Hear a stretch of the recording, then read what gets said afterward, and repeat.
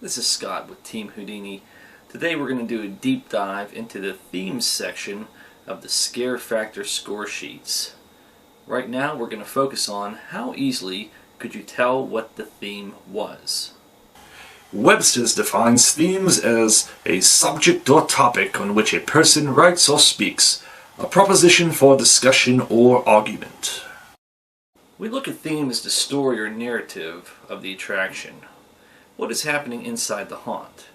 Are we being subjected to random scenes that are meant to scare and entertain, which is fine, or is there a deeper experience and story for us to discover? Why is theme important? Theme sets the tone for the haunt.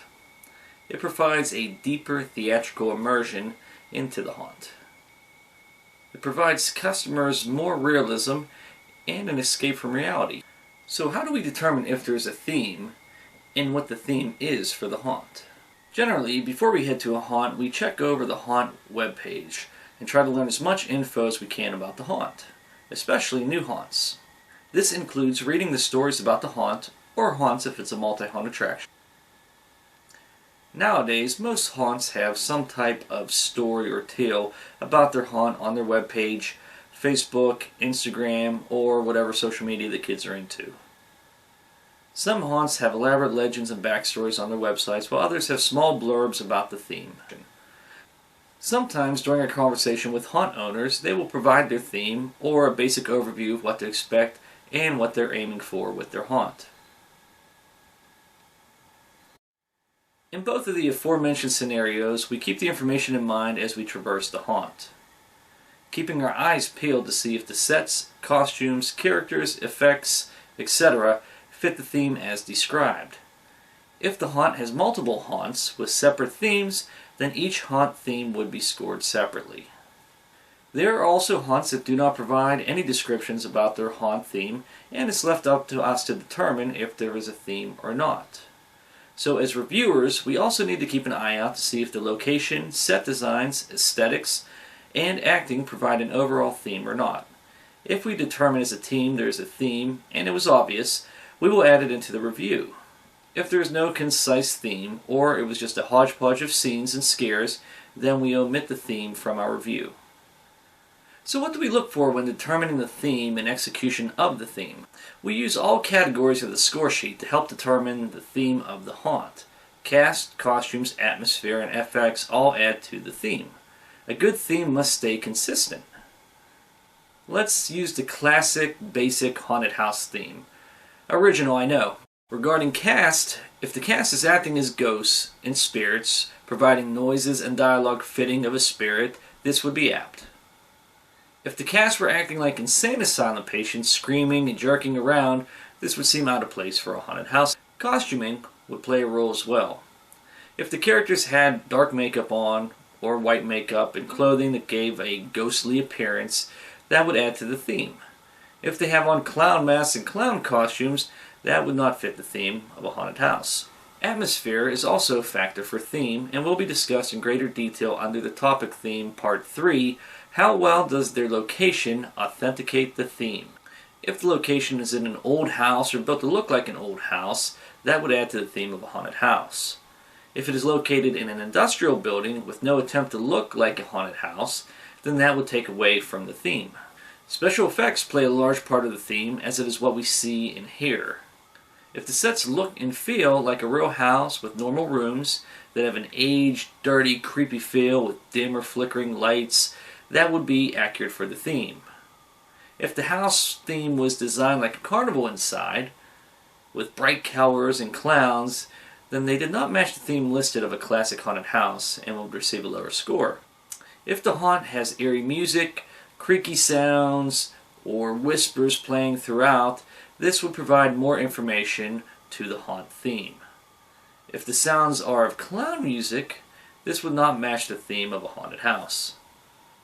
Props can also affect the theme. If we are traveling through a haunt and there's old food in the kitchen and moving cupboards, scary faces in the mirrors, this would feel like a haunted house. But if we walk through the living room and come across an electric chair prop, that would feel kind of out of place for a haunted house. Obviously, this is an oversimplification, as there are millions of variables that could award for a mix-match theme. If the theme on a haunt's website states the old haunted house is a refuge for cannibalistic clowns, then seeing characters dressed up like clowns inside the house would fit the theme. I would only agree to that if we had seen that posted somewhere, not if it was something that was mentioned as an afterthought. Hey, Team Houdini, what did you guys think? How'd you like the haunt this year? We made a lot of changes. Hey man, we loved it! Excellent job. The new sets this year was really good, and your actors did a great job. So we're just kind of confused. What was your theme this year? Theme? Yeah, traditional haunted house theme. Okay, so, alright, traditional haunted house, alright. So we're getting those vibes, but kind of ran into a lot of clowns for traditional haunt. And then, we ran into the aliens in the kitchen area, and I think Batman was hanging out in the attic. So I was kind of confused there about what was going on. Well, you know that there was clowns in town, so they came in and moved into the house, and then the aliens brought the clowns from outer space, like that movie. So that's why the aliens are in there. I don't see what's confusing about that. Batman, well, bats are in the attic, right? You get bats in your belfry, so that's why Batman's up there.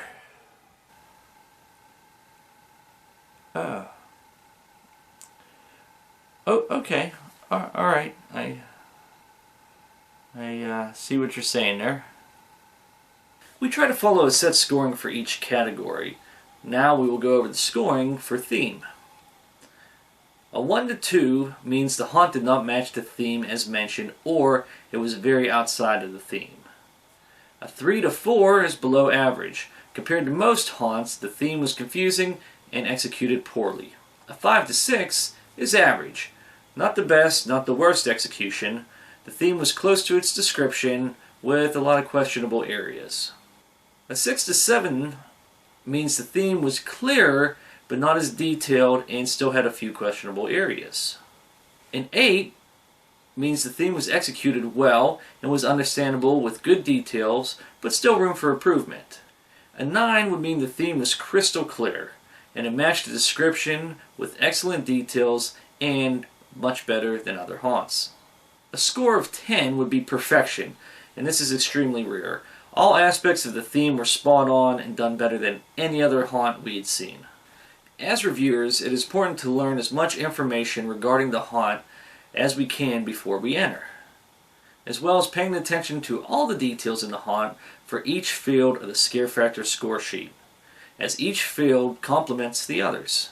If the theme is done correctly, it can provide a surreal experience for the customer, taking them into a whole new world. How well was the theme carried throughout the attraction? Was it believable and well executed?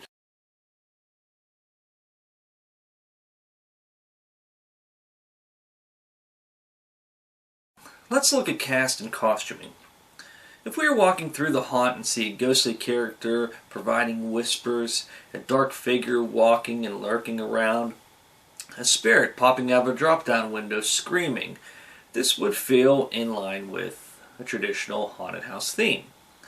However, if we're walking through and come across those characters and then we find a clown hiding in the bathroom, a alien in the fridge, Jason Voorhees in the closet, Batman in the attic, it doesn't feel like the theme is carrying on consistently throughout the haunt. It doesn't really make sense. It starts to feel random, and it draws the customer out of that genuine experience. The actors may provide great scares, but there's a lack of immersion. I know no one wants to see 50 characters with Ghostface and similar costumes, but there should be a continuity throughout the haunt.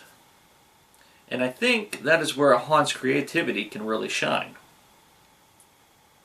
Of course, there are exceptions, Perhaps the theme is that the house is owned by a cannibalistic tribe of inbred hillbillies.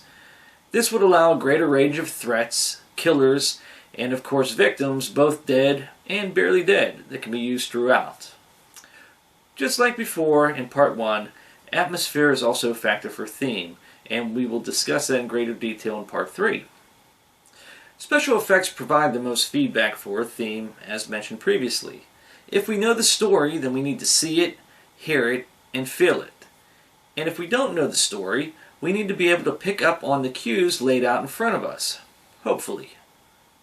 If we are walking through the following sets: living room, dining room, kitchen, bathroom, attic, cellar, courtyard, and they look and feel like a real house, then that is a good continuation of theme.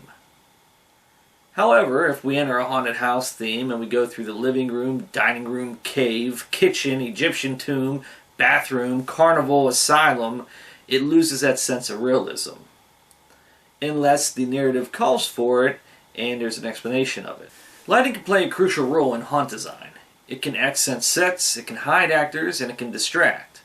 However, having red lasers inside of a haunted house may distract in the wrong way. I mean, who's paying their electric bill? Do you hear that? The music and sound effects add another layer to the theme, and it can even change from room to room. Hearing creepy nursery rhymes makes sense in the nursery area, but not really in the kitchen. Hearing outdoor sounds like crows, wind, and weather when we're inside might feel a little out of place. Props in the wrong place can pull patrons out of the theme too. A really cool 7-foot pumpkin that shoots fog may look awesome, but does it really belong in the kitchen area? Oh, look out! There's Michael Myers with a chainsaw. It's like putting an elevator in an outhouse. Don't belong. Once again, there are many variables, but the goal is to stay constant. See what I did there? Consistency in all areas of haunt design and performance can really draw the haunter into the attraction and help provide a deeper scare because it feels like a real movie. Keeping these ideas in mind will help provide a more realistic, creative, and hopefully less confusing haunt. I'm David Pumpkins! I know, but like, who are you? For the grand finale, we will discuss how well does location authenticate the theme. We explained how we use categories on the score sheet to help us determine theme. We briefly touched on atmosphere. Atmosphere is everything we encounter prior to entering the haunted attraction. More specifically, for theme, does the building match the theme? I'm going to use a new example this time. Let's say we have a 200-year-old school building. From the outside, it appears as a huge stone structure, towering, crumbling, and menacing. However, inside it's set up as a haunted cave. In this case, the theme doesn't fit the building. The theme may be done perfectly inside, but it's not really the right fit for the venue. A good example would be a haunted boat. Sunken at sea with all its crew on board, now a real-life vessel is located down at your local river or harbor. From the outside it appears old, rusted, covered in seaweed and peeling paint. Inside it's small and tight. The metal walls now hold all the dead seamen, giggity, that once were on board. In this case, the theme fits perfectly. Now put a haunted school inside, and it would definitely feel out of place. Just because a haunt does not have the perfect setting does not mean they will have a bad theme. Those who do have a unique building can provide another level of complexity and authenticity to their customers. Sometimes haunts are located in industrial buildings, regular buildings, or malls. Depending on the haunt's creativity and design, they may be able to make it work.